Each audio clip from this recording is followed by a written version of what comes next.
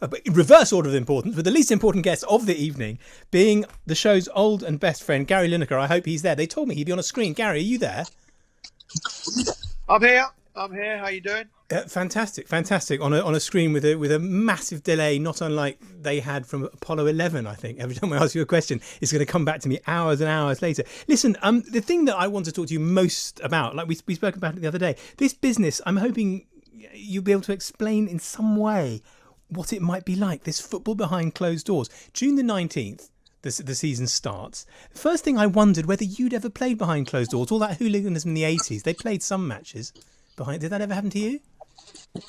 Yeah, I played one game behind closed doors. That was, funnily enough, an FA Cup tie. I think in the very early 80s, and it was Leicester. We were playing Burton Albion, and the first game was played at the baseball ground because they were a very small club and they wanted to gain financially. So we played the game. We beat them 5-1. I scored a hat-trick, but there was a little bit of crowd trouble in the second half, and it wasn't that much, but it was enough to make them replay the game, annul that first leg, so they got rid of my hat-trick, and then we played behind closed doors and won 1-0 at Highfield Road, and I didn't, so I was kind of a bit gutted about that, but it is a strange experience. It's actually just like training. Can we just go back to can we go back to that hat-trick? You scored a hat-trick, you say?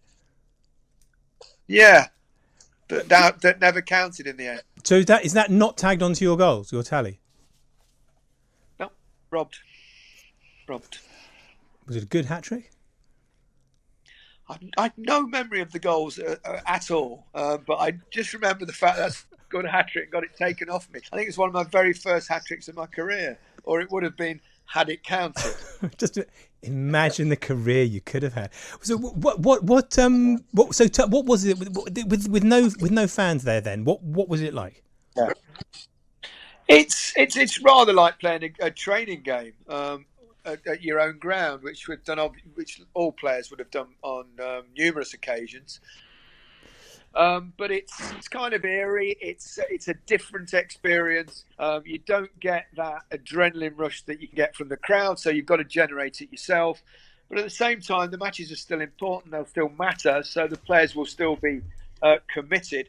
I think a couple of interesting things I've noticed from watching the German game and looking at statistics is the ball is in play a lot more. I think normally the average is around 60 minutes out of 90, but in these tours, I think it's gone close to 70 minutes. So it just shows you behaviourally players are affected by the crowd in all sorts of different ways. So what are they doing? They're not. They're sort of in a game when there are fans there. They're hoofing it. They're rose-edding the ball more often under the pressure from the crowd or something.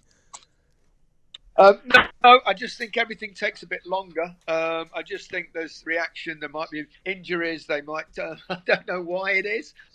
Free kicks are taken quicker. Throw-ins are taken quicker. Everything seems to take more time without fans kind of edging them one way or the other. It's a strange one, I admit, but it's food for thought. So we might actually see a bit more football, but I don't think anyone's going to pretend it's as good or the same. It's not. It's different. Football without fans is not as enjoyable to watch, that's for sure, and neither is it on television. But it's certainly better than nothing. Oh, absolutely it is. And I guess the difference between your Burton Albion Cup tie those years ago and now is we're going to have lots and lots of matches which, you know, companies are paying a lot for, and lots of people, and I certainly will line up to watch them. Do you think, will we notice, you talked about it being like a training game, will we notice a lack of intensity? Will the game be slower? I mean, you've got the ball and you're running with it and your crowd is not behind you. Are they going to literally run slower? No, I don't think that necessarily happens. I think perhaps it will with the smaller clubs. I think we'll see less surprise results, personally. I think it suits the technical teams. I think the small clubs at home against the big boys need that crowd, that home crowd behind them perhaps a little bit more. But I'm only guessing. It'll be interesting to see. I think technically it will be important for players to keep the ball, especially in the first few weeks when they're coming back. They won't have done the normal pre-season. They wouldn't have had lots of practice games to get their fitness, so that'll be interesting. And I think that'll suit technically the better teams. we don't know really. What we've seen from Germany so far is interesting in the sense that um, it's very equal in terms of winning home games or away games. In fact, the away teams have largely done better so far. So it just shows you how important home fans are in terms of just giving you a slight advantage. I think that advantage will be gone because without fans in a stadium, you've just got a rectangle that players will play on, and like they do in training. Well, that's what I assumed. That's what I wondered, whether it would affect home advantage. I suppose we have a situation in the Premier League, don't we, where because Liverpool are champions in all but the finest detail, there isn't anyway a huge amount of intensity and excitement in the run-in, or is that unfair? Well, it's very unlikely that it'll end up with that much excitement because Liverpool are so substantially clear of the rest of the field. But if they lose the first 4 games, which I rather have, but I think Liverpool will wrap it up pretty quickly.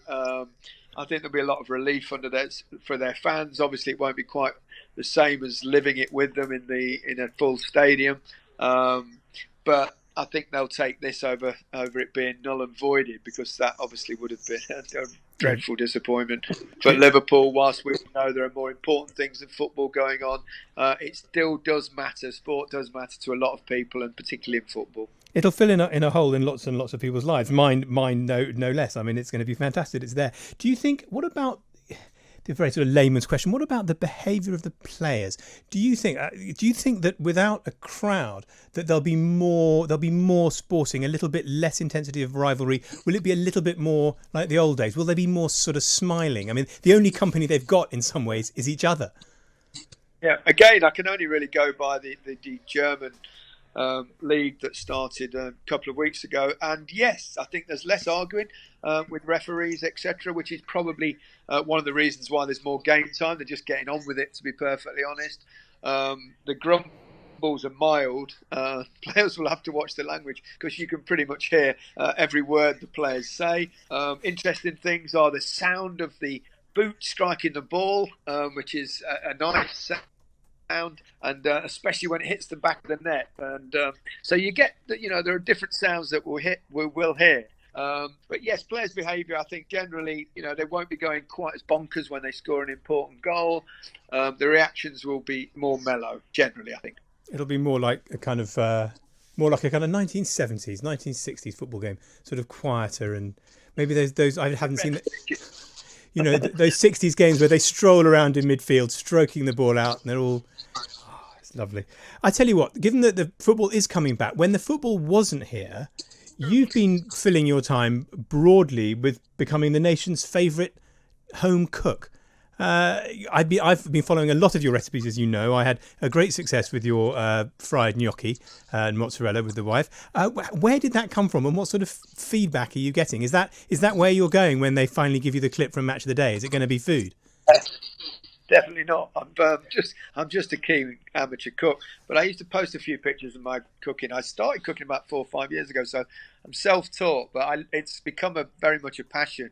So I put a few pictures up on my Instagram page, and people kept asking me for the recipes. Now, to be honest, I feel a bit of a fraud because I'm not a proper chef, but I've learned myself. I do a lot of different dishes, all quite a large variety. So I thought during the lockdown I'd try and practice even more, and I posted a bit, and then people said, "Can we have the recipes?" So I started putting them on my Instagram stories, and they've gone down really well. I haven't even had any stick for them, which is unusual. You haven't had anybody saying stick to the football? Well, funnily enough, no. Which is really unusual. Or maybe you'll start getting stick to cooking every time you tweet anything political. Go stick to the cooking, Gary. Stick to what you know. I should just leave the politics alone. Not what. No, you do absolutely whatever you like. Cooking, football, politics, we don't mind. Listen, we've got a fairly shoddy line. I can see that it's sunny over there in southwest London or wherever you're disporting yourself. I'm sure you've got something delicious in the oven. Thanks so much for coming back. Will you come on my new time show in a few months and have your Desert Island Crisps again? Oh, yeah, of course. Any excuse.